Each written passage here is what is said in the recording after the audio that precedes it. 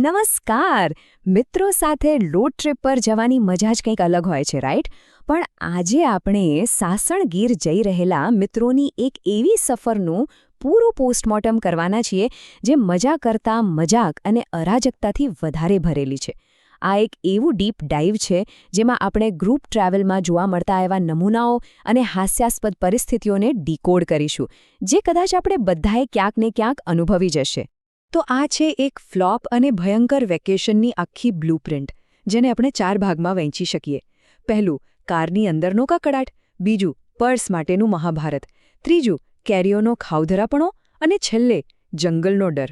તો ચાલો જોઈએ કે કેવી રીતે આ યાત્રા ધીમે ધીમે એક મોટી કોમેડી ઓફ એરર્સમાં ફેરવાઈ ગઈ શરૂઆત કરીએ પહેલા તબક્કાથી કારમાં અરાજકતા આખી યાત્રાની ખરી મજા યા કહો કે સજા વાહનની અંદરથી જ શરૂ થઈ જાય છે આ બરાબર સાબિત કરે છે કે ભાઈ ડેસ્ટિનેશન પર પહોંચવા કરતાં ત્યાં સુધીનો રસ્તો કાપવો ઘણીવાર વધારે અઘરો હોય છે વિચારો માત્ર 500 કિલોમીટરની યાત્રા કેવી રીતે આટલી ઝડપથી બગડી શકે સફરની શરૂઆત તો એકદમ જોરદાર એટલે કે ભારે નસકોરાના અવાજથી થાય છે અડધે રસ્તે પહોંચતા પહોંચતા મોશન સિકનેસ શરૂ થાય છે ઉલટી અને ગભરામણના રાઉન્ડ ચાલુ થાય છે અને માંડ 500 કિલોમીટર પૂરા થાય ત્યાં સુધીમાં તો આખી કારમાં સંપૂર્ણ હતાશા સીટ માટેની બબાલ અને ભયંકર ફ્રસ્ટ્રેશન છવાઈ જાય છે પહેલા ડાયલોગ પર ધ્યાન આપો મને ઉલટી જેવું થાય છે તું બધાને બીમાર કરીશ મતલબ એક મિત્રની તબિયત ખરાબ છે પણ બીજાઓને ટેન્શન એ વાતનું છે કે કારની સીટો બગડી જશે અહીં આપણને આ મિત્રો વચ્ચે સહાનુભૂતિનો જે ભયંકર અભાવ છે ને એનો પરફેક્ટ આઈડિયા આવી જાય છે હવે ધીમે ધીમે પેટમાં કાગડા બોલવાની શરૂઆત થાય છે અને આપણે એન્ટર થઈએ છીએ બીજા તબક્કામાં પર્સ માટેનું યુદ્ધ ટ્રીપનો સૌથી મોટો અને રમૂજી સંઘર્ષ હવે શરૂ થાય છે ફાઇનાન્શિયલ પેરાનોયા એટલે કે નાણાકીય કંજૂસાહી અહીં ગ્રુપમાં બે બિલકુલ અલગ પ્રકારની પ્રજાતિઓ જોવા મળે છે એક તરફ છે વાઘુજી જે ગ્રુપના ઓર્ગેનાઇઝર છે વોલેટ ગાર્ડિયન છે એમનો એક જ મંત્ર છે ગમે તેમ કરીને એક રૂપિયો બચાવવો અને બીજી તરફ છે બાકીના મુસાફરો જેમને બસ સતત ચા અને નાસ્તો ઝાપટવો છે જ્યારે આ મુસાફરો ભૂખથી તરફડતા હોય અને પાણી નાસ્તો માંગે ત્યારે વાઘુજી પૈસા બચાવવા માટે તેમને સીધો માર મારવાની ધમકી આપી દે છે મતલબ આ માણસના નિયમો તો જુઓ જેની પાસે પર્સ છે એ જ પડવારમાં આખા ગ્રુપનો સૌથી મોટો વિલન બની જાય છે વાઘુજી પાણી કે નાસ્તો ખરીદવાની ચોખ્ખી ના પાડી દે છે ચા કે ઠંડા પીણાની ડિમાન્ડ તો સીધી રિજેક્ટ પર્સ પર એમનો એવો કંટ્રોલ છે કે જો કોઈ ભૂલથી પણ પૈસા માંગે ને તો ભાઈ સીધો લાફો જ ઝીંકી દેવાની ધમકી આપે છે એકદમ આયર્ન ફિસ્ટેડ રૂલ આ બધું સાંભળીને એક બહુ જ લોજિકલ સવાલ મનમાં થાય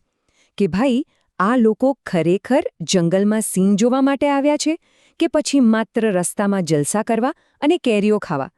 એમનો અસલી હેતુ શું છે એ જ મોટો પ્રશ્ન છે અને આ સવાલ આપણને લઈ જાય છે આપણા ત્રીજા તબક્કા તરફ કેરીઓનો કકડાટ લોકલ ફ્રૂટ સ્ટોલ પર આ ગ્રુપનું વર્તન ખરેખર એક માસ્ટર ક્લાસ છે એક્સ્ટ્રીમ બાર્ગેનિંગ અને ભયંકર ખાઉધરાપણાનો કલ્પના કરો 800થી 1000 રૂપિયાના કેરીના બોક્સ માટે લાંબી અને ખતરનાક રકઝક ચાલી રહી છે પણ ટ્વિસ્ટ એ છે કે ક્વોલિટી ચેક કરવાના નામે તેઓ વેપારી પાસે મફતમાં ટેસ્ટિંગ માટે કેરીના ટુકડાઓ માગી રહ્યા છે મતલબ ખરીદતા પહેલાં જ મફતમાં સ્વાદ માણી લેવાની આ નીતિ ખરેખર હાસ્યાસ્પદ છે અને આ બધી અંતહીન દલીલો અને ટેસ્ટિંગ સેશન્સ પછી ફાઇનલ આંકડો શું આવે છે પૂરા 10 કિલો હા તેઓ છેવટે 10 કિલો કેરીઓ ઉપાડી લે છે પણ ખરી કોમેડી તો હવે થાય છે તેઓ 10 કિલો કેરીઓ ખાઈ ગયા માત્ર ગોટલા જ બાકી રાખ્યા અને હવે કહે છે કે કેરીઓ ખાટી હતી વિચારો એક સાથે આટલી બધી કેરીઓ ઝાપટી જવી અને પછી તરત જ એના સ્વાદની કમ્પ્લેન કરવી આનાથી વધારે એબ્સર્ડ ખાઉધરાપણું બીજું શું હોઈ શકે